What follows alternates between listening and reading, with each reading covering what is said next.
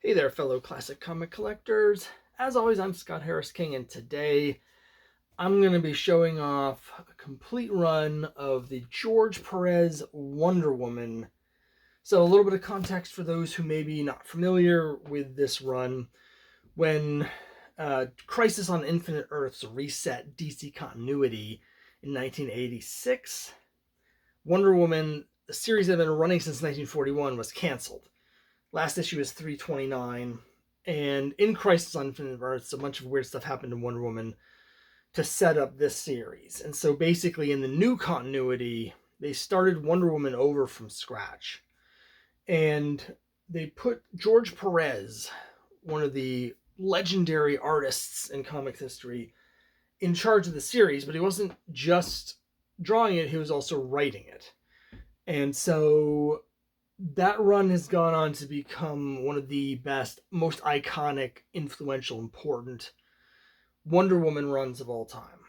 And I'm going to go over this. We're going to see some great artwork. I'm not going to get too much into the story here. I'm going to split this into two parts. So George Perez was on Wonder Woman from issues 1 to 62. He did a couple annuals as well. So this first video I'm going to do will be covering issues 1 to 20. I'm going to go into a little more detail about the stories there, and then I'll be doing in a separate video issues 21 to 62, where I'm going to have less to say and more just to show off the comics. So let's go right into it. There's a couple interesting things to note here about the stories, and that is, first of all, Perez wasn't the only person who pitched the new concept. So when they knew they were going to be canceling Wonder Woman, sales were terrible on Wonder Woman. It was like very low sales. The sales on Wonder Woman in the 80s were as low as comics are now. So like really low sales. And if you're collecting Wonder Woman, the last 20 issues or so pre-Crisis are very low print runs. So just something to keep in mind. I actually don't think they're quite as valuable as they should be given how low the print runs are. But they knew they were going to be rebooting it, and they put out a call to the creators to pitch them what the new series should be. I talked with Dan Mishkin, who had done the run just before Crisis, a run which I'm a fan of, and he said that he had pitched a completely different concept, which basically was that Wonder Woman was going to be, set in the modern day. She's a thief, and she steals like the bracers and the lasso of truth and stuff from a museum or whatever, and basically those sort of turn her into Wonder Woman. And the story was about her character journey from being a thief to becoming Wonder Woman. And he said that Jeanette Kahn, who was the head of DC at the time, absolutely hated it. I think it would have been a really interesting take. I understand why they didn't want to do that. Instead, they went the completely opposite direction with the George Perez run, because Perez really dives into the mythology of the Amazons and Greek legends and Greek gods and stuff. So, first of all, I want to show off issue 1 because it has this great gatefold cover here. And Perez is known for his meticulous detail and his fine line work. He loves to do, unlike almost all other major comic book artists, he loves crowd scenes. He likes to do art that's very busy with lots and lots of different characters. Sometimes he can get overly busy, but this is just a great, great cover. And this is a 32 pages. With no advertisements. So it's sort of an extra long story. And it basically goes into the history of the Amazons, and Diana herself, Wonder Woman, sort of doesn't come around until right at the end of the issue. And then they start getting into the stuff where she's going to leave the island, right? And this is a super important issue because it goes into a lot about the sort of mythological legends about the Amazons and Queen Hippolyta and Hercules, and I'm not going to get into that stuff because it's sensitive material, but that's what this run is about. Um, so it's a little hard to discuss without getting into the details, but a lot of it is about generational trauma and how it's passed down not just from parents to children, but in the whole community as a whole. And Diana, sort of through her actions, sort of ends up um, helping everybody sort of come to terms with what happens here in 3,000 years ago in issue 1. So it's very deep. It's dense reading, but fantastic art and a totally interesting new direction, because we get a Wonder Woman who is sort of, she's young, she's naive because she's just lived on this island paradise her whole life. She doesn't really know anything about the outside world at all. And so when she goes to the outside world in issue 2, there's like a huge culture shock. One thing I want to mention on these first 2 issues, the scripting and the co-plot is by Greg Potter. So this run is, known as the Perez run. Perez writing, Perez drawing. But actually, for the first while, he had co-writers. So the first 2 issues were co-plotted and were scripted by Greg Potter, which I think most people forget about. But then starting with issue 3, there was some kind of disagreement between Perez and Potter. That's always going to end just in Perez's favor. But there was some kind of disagreement about the direction that they were going. And so Potter was off the book. So starting with issue 3, Perez is the plotter. And so it's his baby. It's his plots. But he's still not doing the scripting. This is something that I think a lot of people completely forget. But Len Wein actually comes on as the scripter and stays scripting the series for quite a while, as we'll see here. So again, you think of this as just being a George Perez comic, but actually Len Wein was doing the scripting. So Perez was the driving creative force behind it, but he wasn't, doing it completely alone. And I think that Wein hasn't really gotten any credit for being part of this. But here's issue 3. 4. Now, this initial storyline lasts basically these first 6 issues or so. It's just sort of setting everything up. She goes to Man's World. And one thing that they do that's interesting in this issue, which is very different from DC pre-crisis. DC pre-crisis, it was all these like fictional cities. So they lived in Gotham and Metropolis and Central City and Star City, whatever. But Wonder Woman is based in Boston, so that's of particular interest to me as someone who has lived my whole life here in Massachusetts. There's a lot of references to specific things in Boston, Boston TV stations, Boston newspapers, locations. She ends up living with a Greek historian who is a professor at Harvard University, so there's a lot of stuff with Harvard. Here's issue 6. So this sort of concludes the initial storyline. Now, the other big thing that is a huge change from previous versions, just to quickly show issue 3, is Steve Trevor. So I'll get into this a little bit later, but Steve Trevor is not Wonder Woman's love interest in this series. She's more of an older brother or even a father figure. He's much older than she is. And one of the central stories here is there's a mysterious connection between the two that they don't understand.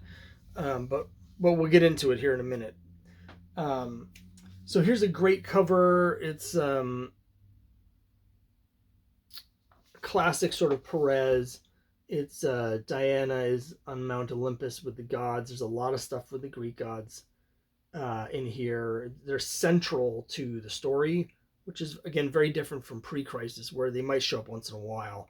And sometimes they would be doing things that, have major plot implications, but they're not really the mythology is not that important to what's happening issue to issue, but that's what this is all about.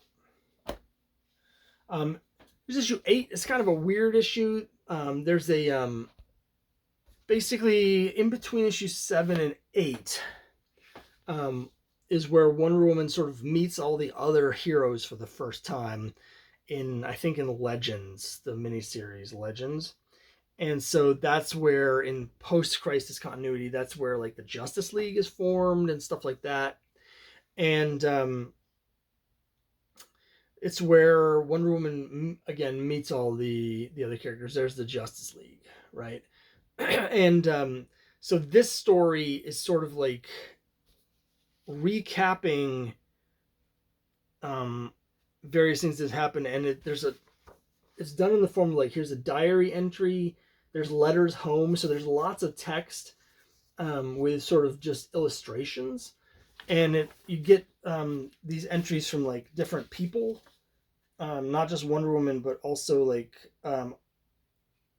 other people that are involved. Like there's a section here that's like a memo to Steve Trevor from the government, stuff like that. It's a very interesting issue that sort of is a bit of a dividing line between like the first like 7 issues with all the mythology, and then sort of like setting up that she's in sort of the broader world, but it also, there's a lot of character stuff. It's a very dense issue. Issue 9, we get the introduction of the new Cheetah. So this is a comic that is, first of all, interesting design, because the logo's not at the top. Instead is down here in the middle, and they just put this little tiny bonus logo up here. This is a comic that had gone up in price a fair amount going into Wonder Woman 84, the second movie, and then everybody seemed to hate it except for me, and so it went back down, I guess. It's not really connected actually to the rest of what's happening in the series. It eventually pays off, but this is one where like these first 15 issues for the most part form one story. This is sort of an outlier. This sets up stuff that kind of pays off much later, and is sort of like a side note to the main story that's going on here. So it's a little bit odd, like issues 8 and 9 back to back are sort of like, you get the first 7 issues and then you get the next like 6 issues, and in between there's like these 2 little things that sort of don't quite fit, but they do give a little bit of breathing space between the 2 mythology heavy blocks. So in that sense, I think they're good like breather issues to sort of cleanse the palate a little bit, so it doesn't get like too much into it. Like it doesn't feel too much for the reader. But issue 10 here is a really interesting one. Okay, so a couple things. First of all, amazing cover, George Perez, right? Absolutely amazing. This is one of the few times you see Diana in her armor. So this is like the first sort of like post-crisis appearance of her in the battle armor. It's not the first appearance of her in the battle armor. She wore some battle armor in the run, the I Ching new mod Wonder Woman era. There was actually a storyline in there where she went back to Paradise Island and wore the battle armor. So it's an odd place for her to be doing that. But in later years, the armor has become much a bigger part of the story. She rarely wore the armor at this time. But this starts off another big storyline that runs from 10 to 14. And those first 14 issues are basically, all one story other than a couple little digressions there. The other thing that's interesting here, now you'll notice none of these are bagged or boarded. And they've never been bagged or boarded because I got almost all of these issues the first like 25 issues, there was only one that you'll see this bagged and boarded. But all the rest I got at a yard sale. So a guy just had them in a box, and they were like I don't know how much I paid for them, either 25 cents each or 50 cents each. I think it's 25 cents each. So I got like the whole first half of the Perez run, and actually ended up getting almost the whole run out of dollar bins. Now this was a number of years ago, when no one cared about Wonder Woman, before the movies or anything like that. So that's why they're just flopping around. I've had them on my spinner rack for the last like 6 or 8 years. But the other thing is, there's a totally different, not totally different, but there's a different version of this issue. Now you can see I've got the newsstand edition, right? There's a direct edition that has a wraparound cover. So, like, I can't actually show you the full cover because I don't have it, because the regular edition is just the front cover, but there's a version that has a full wraparound, just like issue 1. And I think thematically that's important, because issue 1 is sort of like the setup. And we have, again, Diana as the young, naive, sort of just before she's even gone out into the world. Here we have Diana just a few issues later, but she's had a lot more experience now, and now she's in warrior mode. And the stuff that they set up in the first issue, with all the past stuff with Hercules and the trauma that led to the founding of Paradise Island and the Amazons retreating from the world, that comes back to the forefront here as Diana goes into the underworld to save her mother, but confront all of those things, metaphorically and literally in some cases. So the wraparound cover for this issue is really important, because it's sort of a bookend with the other one. But again, I don't have it, so I can't show it to you.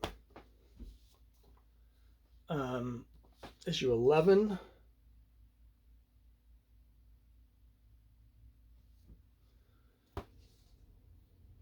Now this is a key to the storyline with Steve Trevor. So everything that's been set up in the first few issues sort of is wrapped up in this part here, and that includes the stuff with Steve Trevor, and also the creation of Wonder Woman's costume. So one question that the real nitpickers would have is that it's odd that Wonder Woman's costume looks like an American flag, when they have no contact with the outside world. It's just weird, right? So basically you find out in this story that during World War II, Steve Trevor's mother was a Women's Army Corps pilot. In the classic Steve Trevor storylines, Steve Trevor's plane crashes at Paradise Island and Diana saves him, and then they fall in love. What happens in this version of the story, though, is that Steve Trevor's mother, her plane crashes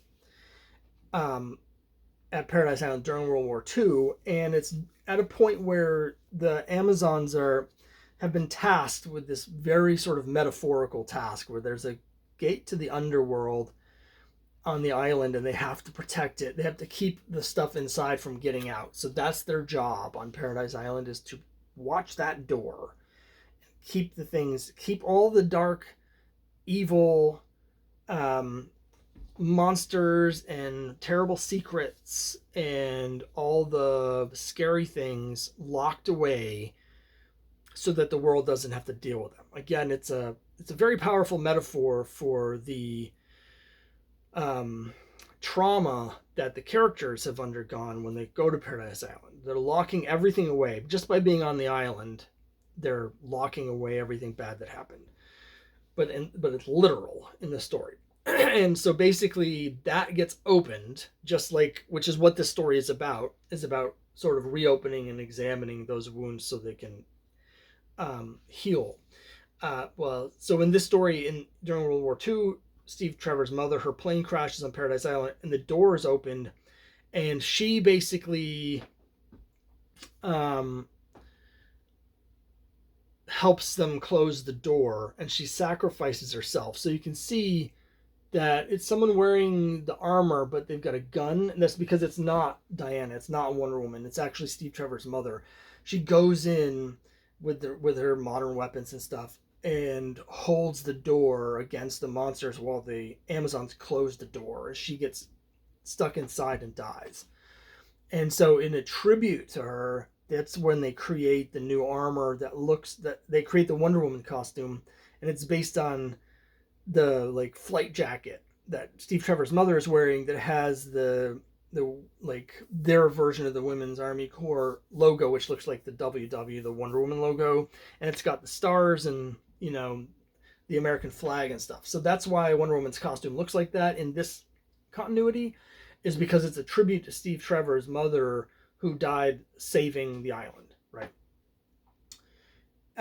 And so because of that, she has this connection to Steve Trevor. So more of the story where she is fighting the Minotaur, and she gets in, she saves her mother, but along the way, she also finds trapped in the underworld is Hercules, who has been basically sent there as punishment for what he did to Queen Hippolyta and the Amazons. And so he's basically been in like 3,000 years of torment because of his actions. And so Diana ends up saving him. And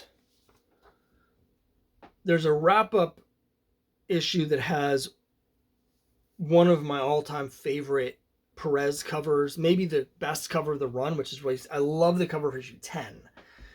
Right, and he does some great stuff with the blue covers for whatever reason. I love issue 10 that starts this sort of arc, but then this amazing cover for issue 14, which is everybody's celebrating, and you can see in the middle of that is Hercules, because basically he apologizes and asks forgiveness, and Queen Hippolyta decides to forgive him, and that sort of releases the entire society. Like the whole society has been, holding on to this trauma, and so everybody in the island is like, we can finally move past things, heal from this. And so there's a big celebration, and so that's what this cover is about. It's just an amazing cover. Now, the material that they're dealing with here is really serious stuff. So I'm sort of couching my words. I don't want to get into it. Just know that if you read this story, it's very heavy material in some places, but particularly this story, what it's dealing with, thematically and metaphorically, and literally is like serious stuff. For me, I think it's quite well done. Now, this was, 1987, 1988. So I think there's a couple elements they probably would have done differently if it was done today. But I think particularly for the time, but just in general, to me, it feels very well handled. But everyone will have their own opinion, I guess, if you read it. But the important thing is that these first 14 issues are basically the story. Like, this feels like the story that Perez came on the series to do. If you read issues 1 to 14, you really get the central heart of the Perez Wonder Woman. It's not to say there isn't any good stuff afterwards, and because there's some really good stuff that we're about to go over as well, but it's the really important thing is the first 14 issues. You read those, you can stop there and you get the best of the series, and you'll get what it's about. And they tie up kind of all the stuff that's set up in issue 1 is basically tied up here in issue 14.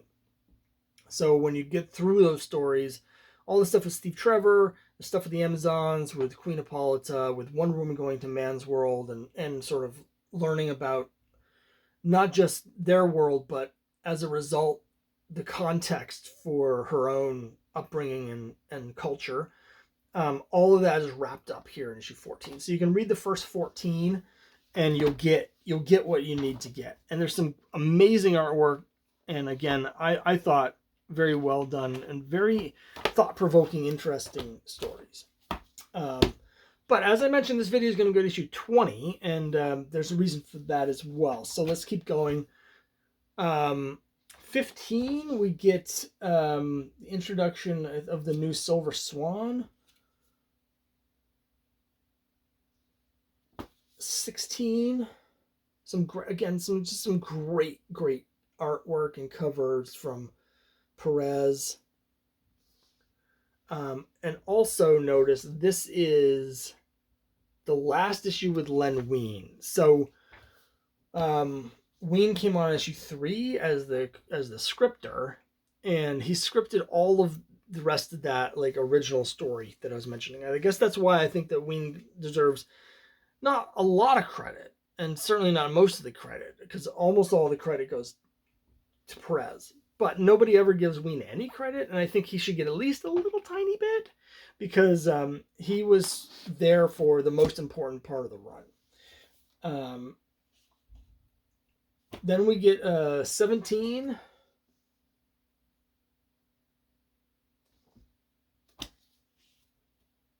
18.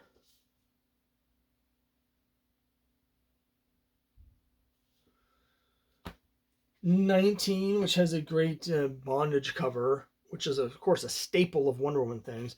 But it's the introduction of Circe, who has traditionally been a big villain. Well, been part of the Wonder Woman pantheon of villains, but is a much more important villain in post-crisis than pre-crisis. And this is where we sort of get her set up. And it's a fantastic cover. Perez is just a master.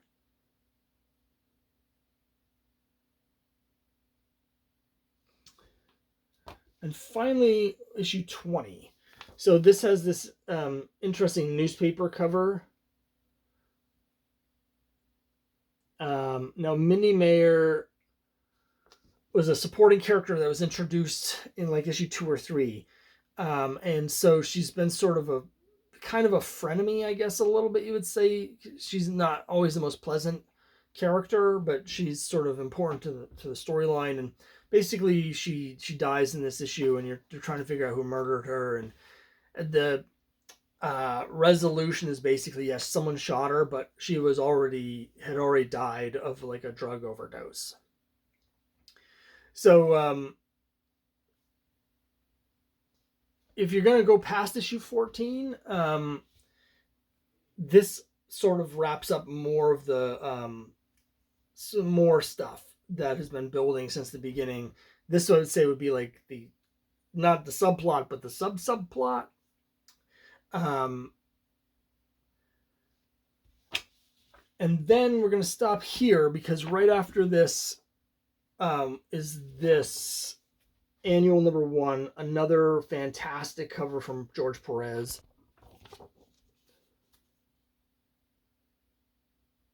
It's just some amazing artwork on this series. And this has a bunch of different stories in it, if I'm remembering right. Yeah, it's like different stories about different Amazons and things. There's hold on. And it's got like one of these things where different chapters of the story are drawn by different people. And so you get something really unusual here. It's Wonder Woman drawn by Art Adams. So Art Adams does one of the chapters of this Wonder Woman story. And you get some great Art Adams artwork here. So anyone who's an Art Adams fan or a Wonder Woman fan, you want to get this. Also, the story's really good.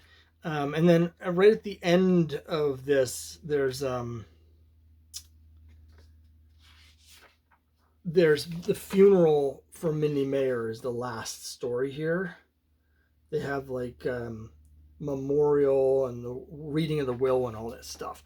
So that sort of puts the like coda on the Minnie Mayer story, which we've been following again as sort of the subplot from the beginning, wraps up here in the annual. So again, I would say you could read the first 14 issues and get like the most important part. But I would extend that maybe a little bit. Read the first 20 issues in annual 1.